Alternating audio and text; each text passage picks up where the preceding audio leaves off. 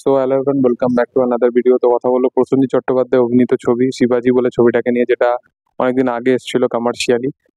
এই ছবিগুলো নিয়ে বেসিক্যালি কথা বলার রিজন এটাই, এই প্রত্যেকটা ছবি যদি তোমরা ভালো করে ফলো করো, প্রত্যেকটা ছবির একটা কমন ফ্যাক্টর যেটাই ছিল সেটা হচ্ছে যে এই এখনকার যে কমার্শিয়াল কাজগুলো আসছে সেই কাজগুলোতে যদি ভিলেন বলো বা যদি তারা মানে ঠিকঠাক কাস্টিং ওয়াইজ যে জিনিসপত্রগুলোকে তারা বানাবার চেষ্টা করে, তো সেই রকম যদি বলো তো ভিলেন হলে প্ল্যান করা হচ্ছে হয়তো দেবেরই খাদানে, প্ল্যান করা হচ্ছে যে বাইরে থেকে সুনীল শেট্টি বা বিদ্যুৎ জামাল এরকম কাইন্ড অফ অ্যাক্টারদের নিয়ে আসা, বা জিতের ক্ষেত্রেও যদি দেখো সাউথের কিছু কিছু অ্যাক্টারদের দেখা গেছে।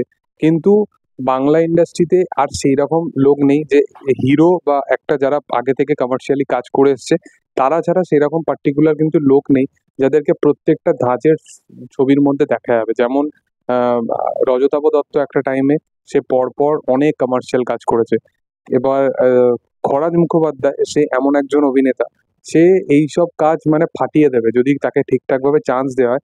সে এইসব কাজে ফাটিয়ে দেবে, কিন্তু তাকে সেই লেভেলে কিন্তু এইসব কাজে তাকে দেখাই যায়নি। এবার তার যে একটা ইমেজ হয়ে গেছে সেইখানেতে তাকে আমরা যতটা দেখবো ওই মানে কমেডি পোর্শনেই দেখবো। তো তো আমরা যখনই সিনেমা হলে তাদেরকে দেখতে যাই, তো তাকে যখন সেই ইমেজটা আমাদের মধ্যে যখন হয়ে যায়, তখন তাকে যখন কমার্শিয়ালি কোনো কাজ করতে দেখি, তখন আমার মনে হয় যে তো সরি কাট করতে হলো। তো আহ, সেই রকম একটা ইমেজ হয়ে গেছে যে তাকে আমরা কমেডিতেই দেখতে আহ, অভ্যস্ত, তো সেই লেভেলে কমার্শিয়াল কাজে অভ্যস্ত না। কারণ কিন্তু কদিন আগে যদি শিবপুর বলে ছবিটা দেখো, সেখানে সে ফাটিয়ে দিয়েছিল। কিন্তু আগেকার যে ছবিগুলো ছিল সেই ছবিগুলোতে পার্টিকুলার একটা কমন ফ্যাক্টর ছিল যে সেখানে যারা কাস্টিং এ তারা কমেডিও ট্রাই করেছে, কমার্শিয়ালিও ট্রাই করেছে, প্রত্যেকটা জিনিসে কিন্তু ট্রাই করেছে। এবং তখন সিনেমার মেন ধাঁচ কমার্শিয়ালি ছিল বলে হয়তো এই জিনিসটা ওতে বেশি দেখা গেছে। কিন্তু তারপর সত্ত্বেও আমি এটা বলবো যে তারা কমার্শিয়ালি সেই জিনিসটাকে অ্যাটলিস্ট ট্রাই করে গেছে পরপর।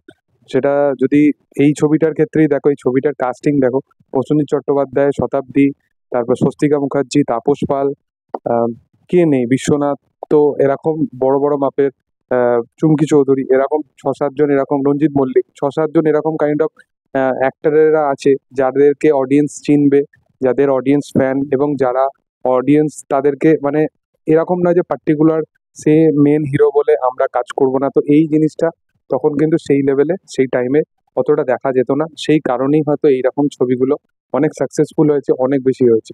একটা কমার্শিয়াল কাজ করতে গেলে এই যে আজকে ক্যামিওর কথাগুলো বলা হয় বা একটা কাস্টিং এর কথা বলা হয়, এগুলোকে আমরা বিশাল বড় লেভেলে দেখি, কিন্তু আজকে আদার্স যদি জায়গায় দেখো সেখানে কিন্তু এই ক্যামিও বা এইরকম কাইন্ড অফ কাস্টিং হয় বলে এখনো কিন্তু কমার্শিয়ালির যে ধাঁচটা সেটা কিন্তু এখনো আছে। কিন্তু এখানে সেই রকম লেভেলে কিন্তু সেই কাস্টিংটা নেই। ওভারঅল এই ছবিটা নিয়ে কথা বলার কিছু নেই, ছবিটা অনেকে দেখেছে।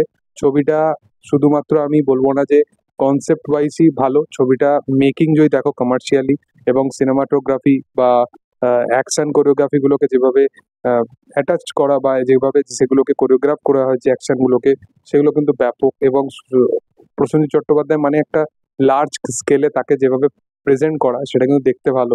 প্রসেনজিৎ চট্টোপাধ্যায়, রঞ্জিত মল্লিকের তাদের কেমিস্ট্রি, তাপস পালের একটা পার্সপেক্টিভ, তো প্রত্যেকটা জিনিসের ইকুয়ালি ইন্ট্রো ছিল, ঠিকঠাক তাদেরকে ডায়লগও দেওয়া হতো এবং এত বড় কাস্টিং এ ছিল, এবং স্বস্তিকা মুখার্জির এত ভালো পারফরমেন্স। তো এই হচ্ছে ব্যাপার। তো তোমাদের যদি এরকম কাইন্ড এই ছবিটা যখন দেখেছিলে কি বক্তব্য ছিল, কিরকম দেখে মানে ফিল হয়েছিল, অবশ্যই কমেন্ট সেকশনে জানাতে পারো। বা এরকম কাইন্ড অফ কিছু ছবি ব্যাপারে যদি কথা বলতে মানে আমাকে দেখতে চাও, তাহলে অবশ্যই কমেন্ট সেকশনে সাজেস্ট করতে পারো।